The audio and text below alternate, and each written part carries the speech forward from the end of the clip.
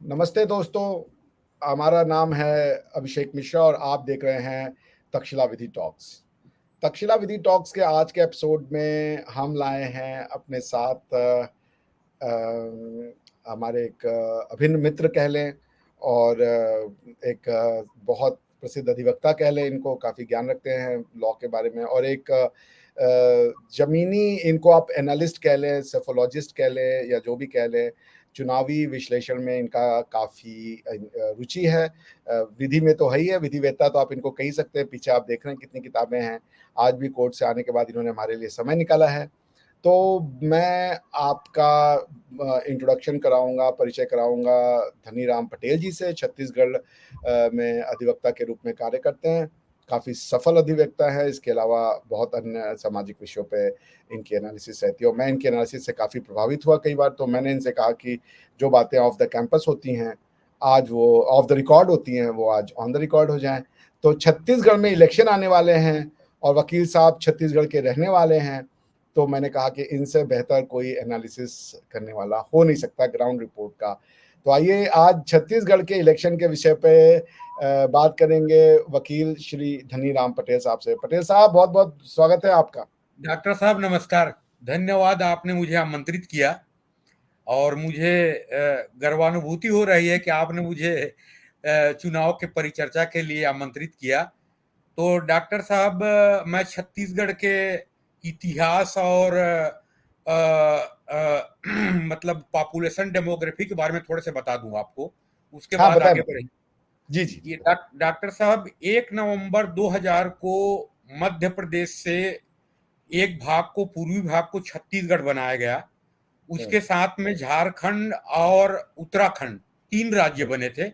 अटल बिहारी हुँ, वाजपेयी जी के सरकार में कार्यकाल में बना था। और 2011 की जनगणना के अनुसार छत्तीसगढ़ की पॉपुलेशन है 2,55,00,000। अभी एक अनुमान है, जनगणना तो हुआ नहीं है, सेंसस हुआ नहीं है। 2,90,00,000 की पॉपुलेशन है। तो डॉक्टर साहब, छत्तीसगढ़ बनने के बाद सबसे पहले 2003 में चुनाव हुआ, बीजेपी की गवर्नमेंट बनी और बीजेपी को मिली थी 90 सीट में। स्टेट असेंबली के सीट हैं यहाँ 90। तो उसमें 49 सीट मिला था, 39 कांग्रेस को मिला था और 2% वोट के अंतर था दोनों पार्टियों में। उसके बाद 2008 में चुनाव हुआ, उसमें फिर बीजेपी जीती। उस समय 50 सीट आई और 39 सीट कांग्रेस की थी। उसके बाद 2013 की चुनाव हुई, उसमें फिर 49 सीट बीजेपी की आई थी और 38 सीट कांग्रेस की आई थी। और डॉक्टर साहब, आश्चर्यजनक परिवर्तन और एंटी इनकम्बेंसी हमको देखने को मिला छत्तीसगढ़ में 2018 के चुनाव में। और 2018 के चुनाव जब होती है, परिणाम आता है, किसी ने कल्पना नहीं किया था। मेन स्ट्रीम मीडिया ने जितना भी सर्वे किया था तो सब बोल रहे थे कि जो पिछले चुनाव में 49 50 सीट जो आती थी वो ऐसे सीटें आएगी बीजेपी की और सरकार बनेगी। लेकिन परिणाम जब आया, आश्चर्यचकित, कांग्रेस को मिला 68 सीट और बीजेपी चली गई 15 सीट में, 15 सीट में। और वोटों की अंतर जो पहले 3 चुनाव में 1.5% और 2% की थी, वो 10% की अंतर हो गई। भाजपा को मिला 33% वोट और कांग्रेस को मिला 43% वोट। तो एंटी इनकम इनकम्बेंसी, मैंने एक बुद्धिजीवी के रूप में एनालिसिस किया और मैं किसान परिवार से आता हूं, तो मैंने देखा कि सबसे बड़ी कमजोरी बीजेपी की और तत्कालीन मुख्यमंत्री रमन सिंह जी की ये रही कि किसान सेक्शन को, किसानों को उन्होंने प्रॉपरली एड्रेस नहीं किया। जैसे किसानों की यहाँ धान की कटोरा है डॉक्टर साहब, ये छत्तीसगढ़ हुँ, में मुख्य उपज धान है। और रमन सिंह जी क्या करते थे कि समर्थन मूल्य के अतिरिक्त एक बोनस दिया जाता था किसानों को। ये अजीत जोगी के समय से शुरू हुआ था, 2001 से, छत्तीसगढ़ बनने के बाद। तो रमन सिंह क्या करते थे, 3 साल तक किसानों को बोनस नहीं देते थे समर्थन मूल्य के अतिरिक्त। आखिरी चुनाव में 1 वर्ष या 2 वर्ष दे देते थे। ऐसे उन्होंने जो 3 चुनाव तक जीती भी, बीजेपी जीती और सरकार भी बनी। लेकिन पिछले 18 के चुनाव में किसान तबके में मैंने देखा कि उनके खिलाफ एकदम आक्रामक एंटी इनकम्बेंसी बन गई थी। मोदी को लोग चाहते थे और उसका मैं उदाहरण भी दूंगा आपको कि नवंबर में चुनाव होता है विधानसभा की। अब विधानसभा में बीजेपी को मात्र 15 सीट मिलती है, पिछले 49 सीट से सीधा 15 सीट में आ जाती है। वोट परसेंटेज जो गैप है दोनों में, कांग्रेस और बीजेपी में, 10% के अंतर हो जाती है। और 4 महीना बाद लोकसभा चुनाव होती है तो हमारे छत्तीसगढ़ में 11 लोकसभा की सीट है, उसमें 10 सीट में थंपिंग मेजॉरिटी से बीजेपी जीतती है और सिर्फ कांग्रेस को 1 सीट मिलती है, वो भी ले दे के जीतती है 1 सीट।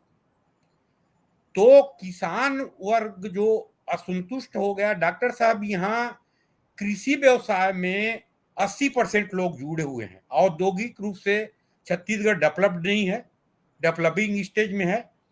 लेकिन मैंने देखा कि पिछले 5 साल में अभी वर्तमान जो सरकार है उसने औद्योगिकरण के तरफ या इंफ्रास्ट्रक्चर के तरफ कोई ध्यान नहीं दिया है। एक चीज उसने किया है कि किसानों को जो वादा किया था समर्थन मूल्य का, सब जो और कुछ भी सब्सिडी कुछ है किसानों को, पहले चुनाव के पहले वर्ष में कर्ज माफी, ये सब चीज में किया है, किसान वर्ग को खुश करके रखा है। लेकिन औद्योगिकरण के क्षेत्र में, इंफ्रास्ट्रक्चर के क्षेत्र में मेरा अनुमान है कि छत्तीसगढ़ की कांग्रेस की गवर्नमेंट की उपलब्धि पिछले 5 साल में 0 है। किसान वर्ग को उन्होंने प्रॉपरली एड्रेस किया है। अच्छा वकील साहब, मैं ये सब बातें आपसे जानना चाहूंगा, मगर अगर हम छत्तीसगढ़ की जो अभी की, चूंकि अब इलेक्शन तो बस मेरे ख्याल से कुछ ही दिनों में होने वाले हैं। हाँ, 7 नवंबर को है 20 सीट का और बाकी का माने 17 नवंबर को है। दो फेज में चुनाव। तो 17 नवंबर के बाद और मेरे ख्याल से, और फिर मतगणना कब है? मतगणना 3 दिसंबर को सबका है, सारे स्टेट का। जी जी। हाँ, मध्य प्रदेश, छत्तीसगढ़, राजस्थान, मिजोरम और तेलंगाना, 5 का। चलिए 3 दिसंबर तक तो सारी बातें क्लियर हो जाएंगी। तो आप चूंकि इन चीजों को अच्छी समझ रखते हैं और आप अच्छी पकड़ रखते हैं, तो इस बार के क्या मुद्दे आपको दिख रहे हैं? इस बार जो आप अगर कहीं जा रहे हैं या लोगों से मिल रहे हैं, बात कर रहे हैं, तो जमीन पे क्या आपको सुगबुगाहट दिख रही है?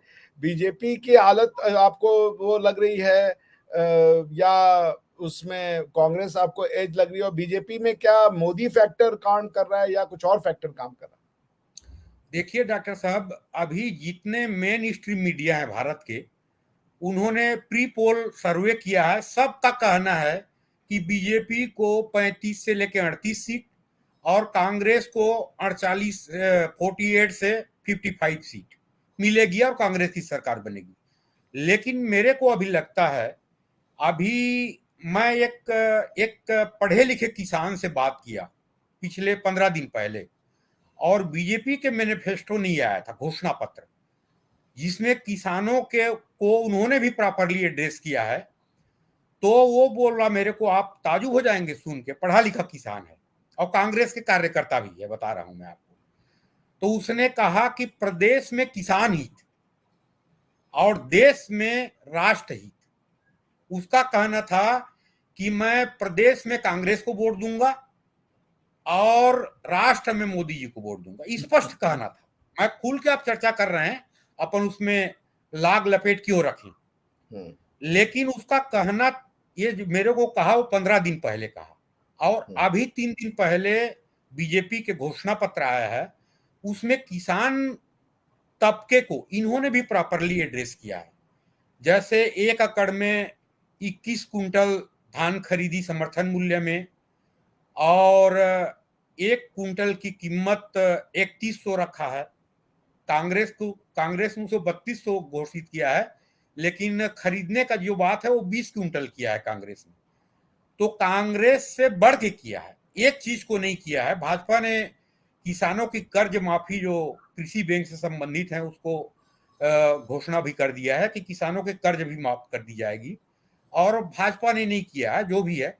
लेकिन अभी मैं देख रहा हूं पिछले 5-7 दिन में, तो जो मेन स्ट्रीम मीडिया ने जो सर्वे किया है उसके इतर मेरे को लगता है कि छत्तीसगढ़ में मोदी जी का प्रभाव और प्रेजेंटली कांग्रेस गवर्नमेंट के अगेंस्ट में एंटी इनकम्बेंसी सबको मिला के मेरे को लगता है कि छत्तीसगढ़ में भी चाहे वो 47 सीट हो चाहे 51 सीट हो, बीजेपी की गवर्नमेंट बनेगी।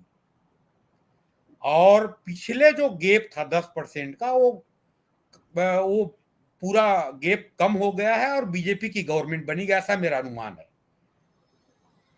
और डॉक्टर साहब और कुछ पूछना चाहें तो हाँ, तो आगे। मैं ये बात से मैं जानना चाह रहा था कि जो रमन सिंह जी की जो एक पॉपुलैरिटी है, जैसा आप बता रहे हैं कि जो एक जमीनी एंटी कार्यकर्ता। इनकम्बेंसी उनके अगेंस्ट में अभी हाँ, भी नहीं है। मैं, अच्छा अभी भी है। अच्छा, हाँ, अभी भी एंटी इनकम्बेंसी उनके अगेंस्ट, खासकर किसान तबकों में। Okay okay. तो मैं ये जानना चाह रहा था कि ये जो कांग्रेस में भी तो ये था कि आधा टर्म तक ये भूपेंद्र बघेल जी काम करेंगे एज ए सीएम, उसके बाद जो है वो टीएस क्या सिंहदेव, राजा, हाँ टीएन टीएस सिंहदेव सिंहदेव। जी वो आएंगे, पर वो तो हुआ नहीं। तो क्या कांग्रेस में भी कुछ आपको अंदरूनी फाड़ दिख रहा है क्या? कांग्रेस में पता तो नहीं लग रहा है, लोगों का ऐसा कहना है हम्म कि जो टीएस सिंहदेव जी के जो समर्थक हैं वो लोग नाखुश हैं, ऐसा कहना है लोगों का। लेकिन डॉक्टर साहब एक चीज बताऊं कि किसी व्यक्ति विशेष पे वोटिंग नहीं होती है, एक्चुअली बता दूं मैं। आप देखेंगे कि 2003 के चुनाव में भाजपा दिलीप सिंह जुदेव जी के नाम से चुनाव लड़ा था। एक अच्छा। स्कैंडल आ गया, वो सीएम बन नहीं पाए। रमन सिंह को कोई जानता भी नहीं था ना, उनके नाम से 4 वोट कोई दिया भी नहीं था, प्रदेश के अध्यक्ष थे। जो भी दिया था भाजपा और दिलीप सिंह जुदेव जी के नाम से दिया था। लेकिन मुख्यमंत्री रमन सिंह बन गए। तो राजनीति में ऐसे तो समीकरण बनते और बिगड़ते रहते हैं। नहीं, लेकिन ये तो रमन सिंह जी ने उसके बाद 2-2 टर्म जिता के दिया, तो ऐसा तो नहीं कहा जा सकता कि कोई उनका नहीं रहा। नहीं तो पहले टर्म में भी जीते थे, वो उतना ही सीट आता था तीनों में। तो आप उनके बदौलत जीत माने या भाजपा की बदौलत जीत माने? नहीं, पहली बार मान भी लें कि टीएस जुदेव सिंह साहब की वजह से आया, लेकिन उसके बाद जब रमन सिंह जी चीफ मिनिस्टर बन गए और उसके बाद जो भाजपा जीती, तो फिर तो ये बात होगा ना कि उनके हाँ, कार्य श्रेय पे तो मोहर लगा जाएगा, दी। श्रेय जाएगा। उन्होंने पब्लिक डिस्ट्रीब्यूशन सिस्टम में जो अनाज फ्री देने का जो, हाँ, वो चावल बाबा के नाम से काफी या फेमस हो चावल गए थे बाबा वो। के नाम से प्रसिद्ध हुए, और गरीबों के लिए बहुत सपोर्ट वाली चीज थी, उसके बदौलत भी और 2 टर्म सरकार बनी। तो इस बार जो इलेक्शन आ रहा है, आप अगर कहीं जा रहे हैं, सर्वे कर रहे हैं, तो ग्राउंड रियलिटी जनता जो है वो क्या कह रही है बीजेपी के लिए या कांग्रेस के लिए, उनकी क्या वो भावना है? देखिए, मैं आपको आश्चर्य हो जाएंगे, मैं यहाँ पे फेयर एनालिसिस करूंगा, मैं कोई लाग लपेट समर्थन और किसी से उसमें नहीं जाऊंगा। मैं ये देख के ताजुब हो गया, मैं अभी 7-8 दिन कई विधानसभाओं में गया हूँ, 4-5 विधानसभा में। तो आप आश्चर्य हो जाएंगे कि 10% वोटर, मैं तो मानता हूं कि 10% वोटर ऐसे हैं छत्तीसगढ़ में जो जो स्पष्ट बोल रहे थे कि हम, हो सकता है कि विधानसभा में कांग्रेस को दे दें, 10% वोटर। लेकिन लोकसभा में हम तो डंके के चोट में बोल रहे हैं कि मोदी जी को देंगे, मोदी जी को, बीजेपी भी नहीं बोल रहा है। आप ताजुब हो जाएंगे, उसमें कुछ कांग्रेस के कार्यकर्ता भी हैं, ताजुब हो जाएंगे। और तो क्या छत्तीसगढ़ से कितनी सीट आती है लोकसभा की? छत्तीसगढ़ में 11 सीट है। अच्छा, और तब तो पिछले अच्छा बार नंबर है। 11 तो 10 अच्छा सीट नंबर। जी जी, 11 में 10 सीट जीती है बीजेपी। पिछले उसके पिछले चुनाव में 9 सीट जीती थी। 9-10 सीट तो और काफी लंबा, मतलब अच्छा नंबर है। 9-10 सीट से तो बहुत फर्क पड़ेगा बीजेपी के लिए। सिर्फ एक सीट कांग्रेस को मिली है पिछले चुनाव में। लोग जस्ट, अब तो आप आश्चर्य हो जाएंगे कि विधानसभा चुनाव में 10% अधिक वोट मिला है कांग्रेस को। 33% बीजेपी को मिला, 43% कांग्रेस को मिला। जस्ट 4 माह बाद एक तरफा क्लियर स्विंग की है बीजेपी ने लोकसभा में। 10 सीट, एक सीट जीती है तो वो जो कांग्रेस, 10% का वोट गैप था वो पट गया, मतलब जनरल इलेक्शन में पट गया, और 7% उससे अधिक मैंने वोट मिला कांग्रेस से, 7%। यानी करीब 50% के करीब सीट तो इनको वोट मिला था। हाँ, लगभग लगभग नियर अबाउट 48 समथिंग।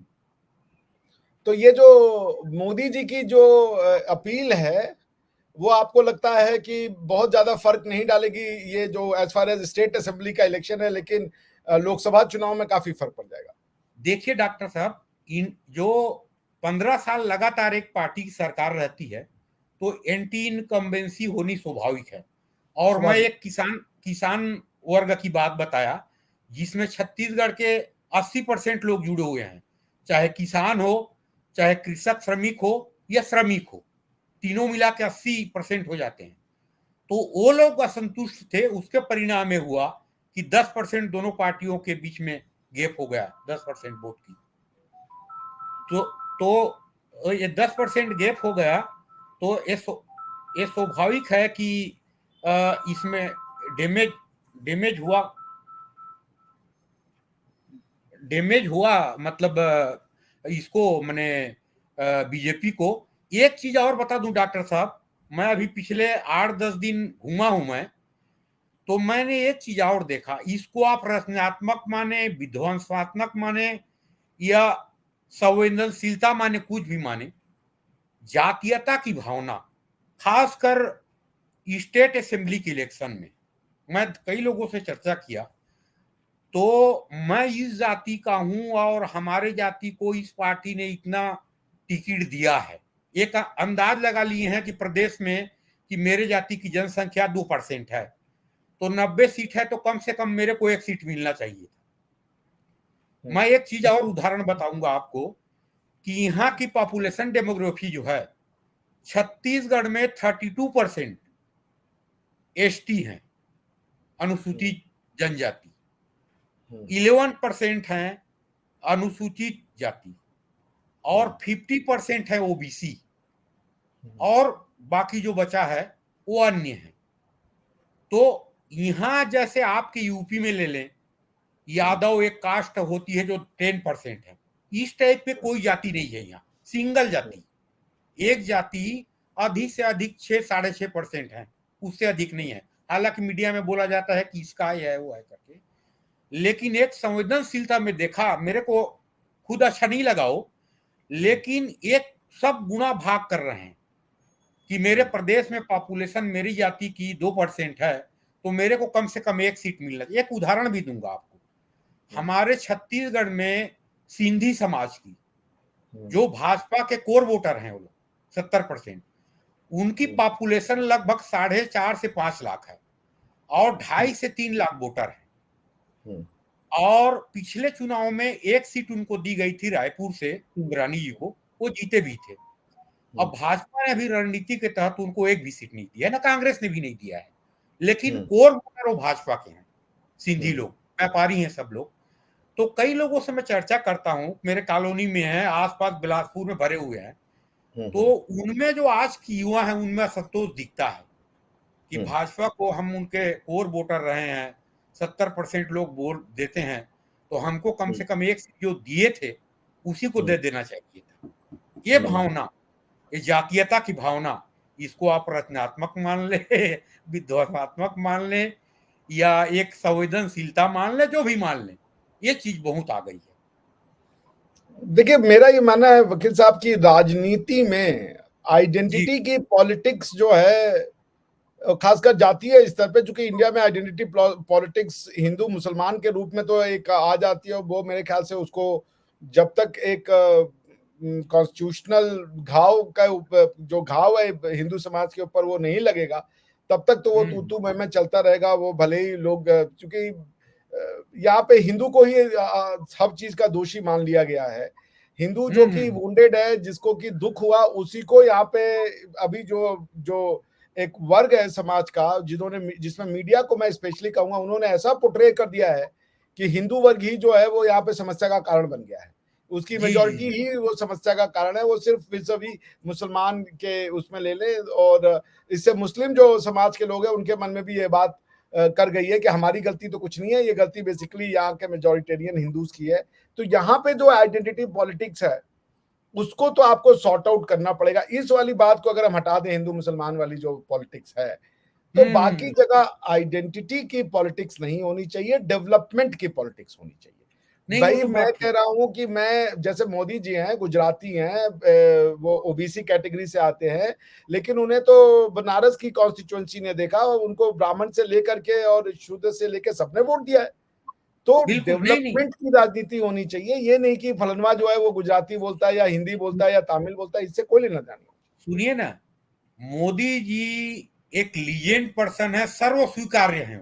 आप चर्चा करके देख लीजिए, चाहे दलित हो, बिल्कुल सर्व स्वीकार्य है। मैं जब मोदी जी, मैं आपको बताऊं, जब मैं कलकत्ता में प्रोफेसर था एनयूजेएस में, तो मोदी जी उस समय 2014 में आने वाले थे और उनके फेवर में लोग नहीं बोलते थे। मैं तब से उनके फेवर में बोल रहा हूं, और उसका हालांकि बड़ा परिणाम भी भुगतना पड़ता था, लेकिन मुझे लगता था कि ये राष्ट्र के लिए और इसके लिए बहुत जरूरी है।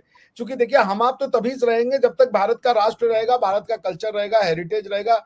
बाकी तो भारत के कल्चर और हेरिटेज को डिस्ट्रॉय और डिस्ट्रक्ट करने पे तुले हुए हैं। इन्होंने तो भारत का हेरिटेज अकबर को बना दिया है, भारत का ट्रेडिशन इन्होंने ताजमहल को बना दिया, इन्होंने कोणार्क और ये तंजौर का मंदिर और सब खत्म कर दिया इन्होंने।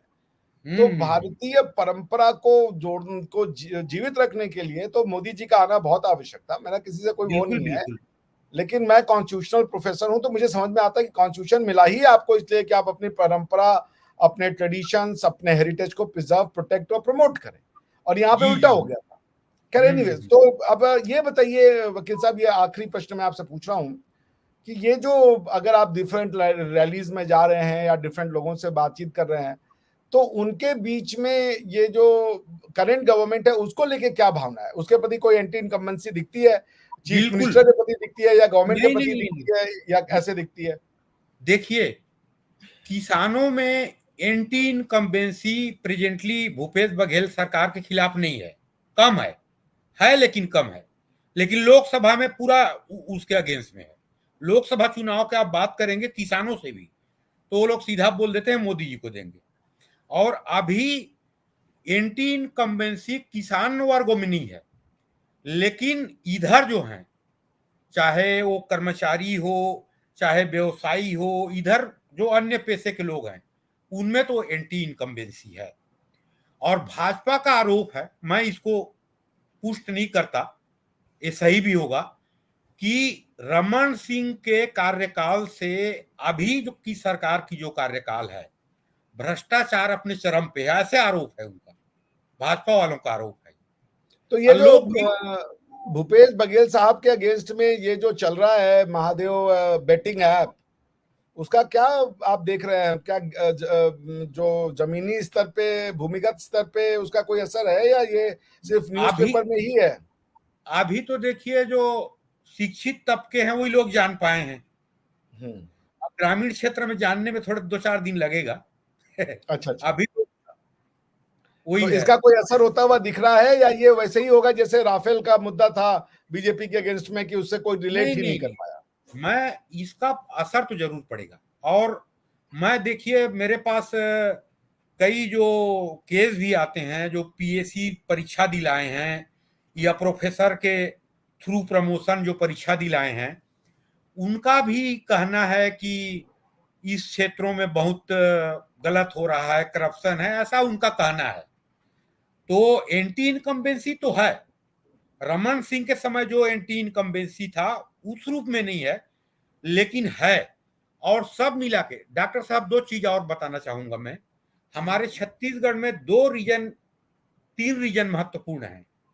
एक मध्य छत्तीसगढ़, धान का कटोरा, एक बस्तर रीजन आप सुने होंगे, और एक सरगुजा रीजन।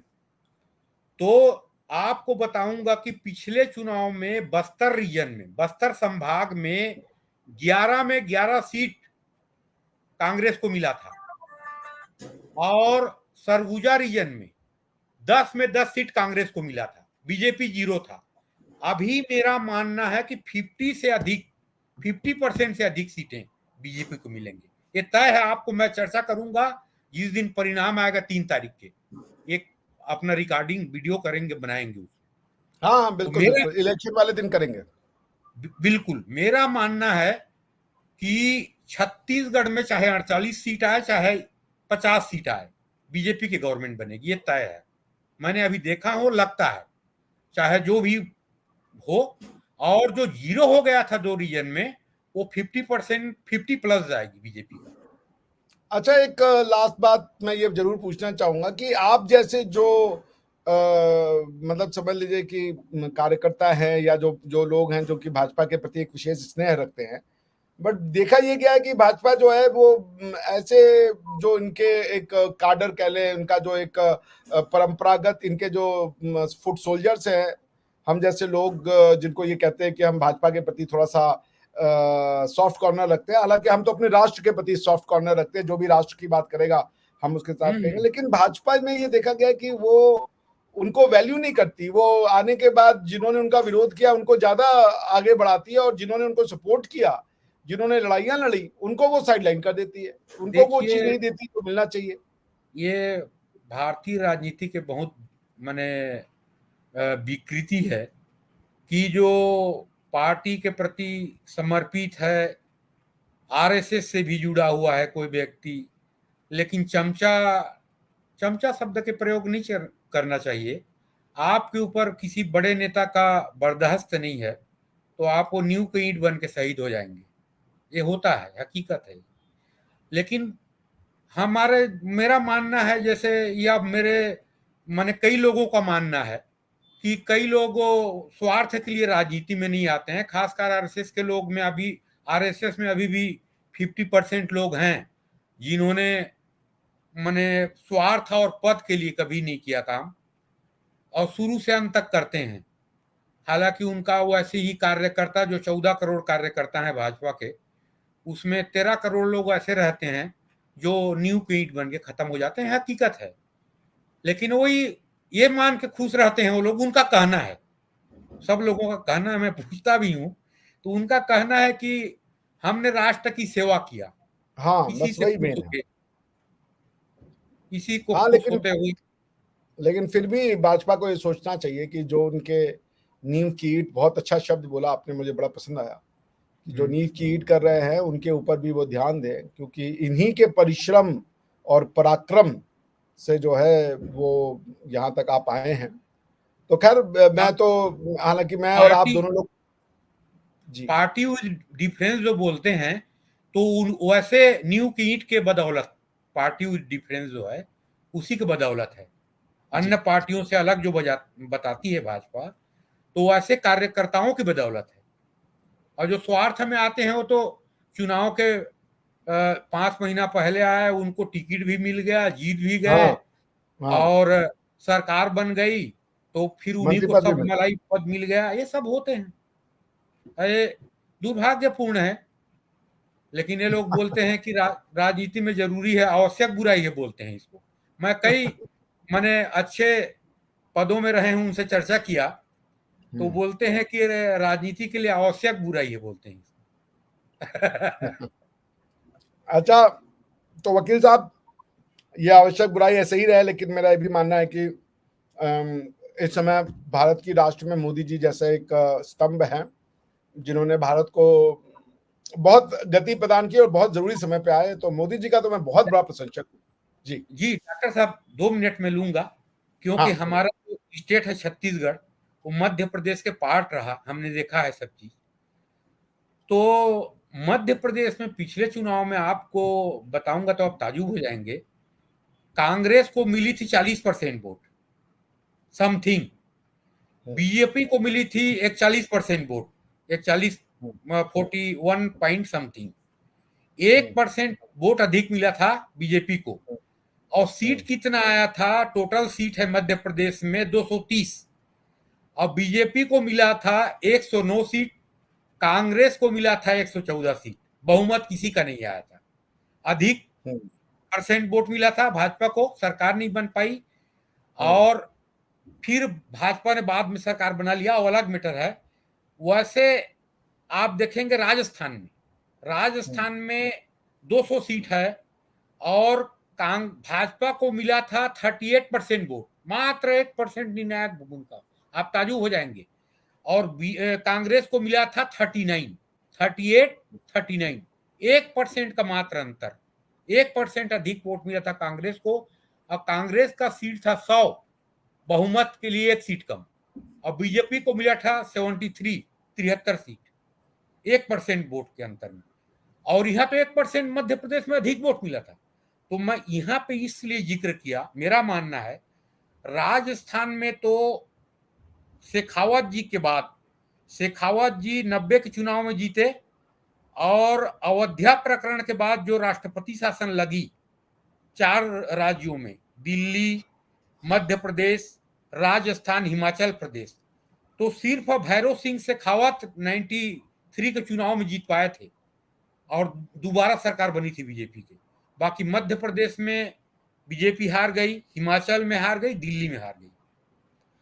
तो ये पहले जनसंघ घटक बोलते थे इनको, हमारा मध्य प्रदेश इंक्लूडिंग छत्तीसगढ़ जो पार्ट था, राजस्थान, हिमाचल प्रदेश और दिल्ली।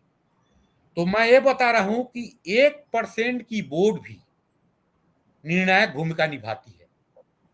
तो इसीलिए मैं बोल रहा था आपको कि सिंधी समुदाय के लोगों की जो ये है अपेक्षा था कि उनकी लगभग समझ लीजिए 1 से 1.5% वोटर है, 1.5%, तो निर्णायक भूमिका निभाता है, तो 1 सीट देना था उनको। और एक चीज और, मेन स्ट्रीम मीडिया का कहना है कि राजस्थान में बहुमत में, अच्छी बहुमत में आ जाएगी, और मध्य प्रदेश में माने मेजॉरिटी आ जाएगी। मेरा मानना है कि राजस्थान में 3/4 सीट जीतेगी बीजेपी, मतलब 200 है तो 145-50। मध्य प्रदेश में भी 2/3 बहुमत आएगी।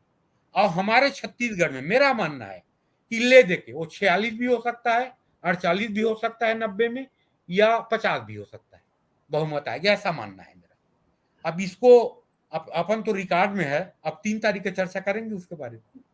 3 तारीख को चर्चा बिल्कुल होगी इसके ऊपर। 3 दिसंबर को। जी जी, अब तो मुश्किल से 27 दिन रह गए हैं, तो बिल्कुल चर्चा होगी उसके ऊपर।